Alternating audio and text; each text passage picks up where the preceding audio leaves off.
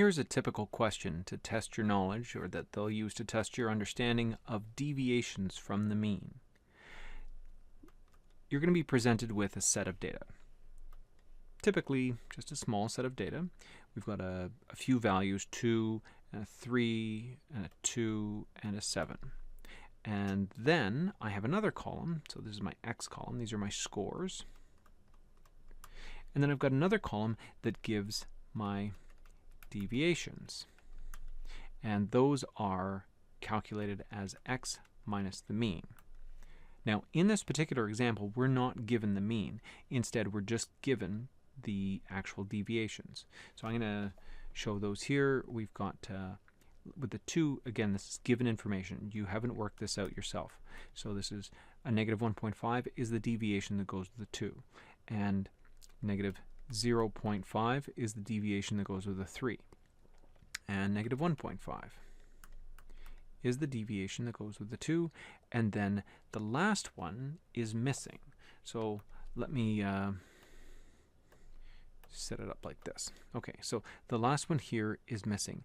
And they're going to ask you to fill in this blank. So let's just put that in here. Let's say, so what is the missing deviation?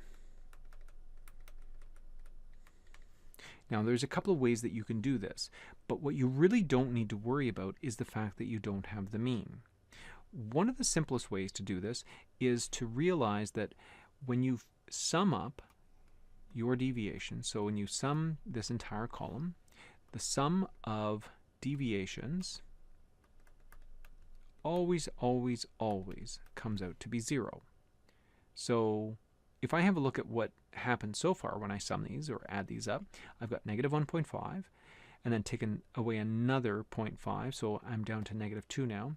Take away another 1.5, so now I'm down to negative 3.5. This one has to be positive 3.5 in order to make the entire column sum up to 0. So that would be my answer. Another way to do this is to have a look at one of these deviations. Let's look at the first one. Negative 1.5. What does that mean? Well, a deviation tells you how far x is from the mean. So the negative tells me that the 2 is below the mean. How much is it below the mean? It's below by 1.5. So if a 2 is 1.5 below the mean must be equals to 2 plus 1.5, 3.5. So if I wanted to find out how far is 7 from the mean, well, how far is 7 from 3.5? It's 3.5 above the mean. So if I took 3.5 and I add 3.5, oops, that's where I would get 7. You could take away any of these and figure it out again quickly based on that idea, or based on the idea that the entire column has to add up to 0. I think the easiest way to do this is to remember that as long as you're missing only one of the values, you can work out what's missing because it has to add up to 0. The sum of your deviations always adds to 0.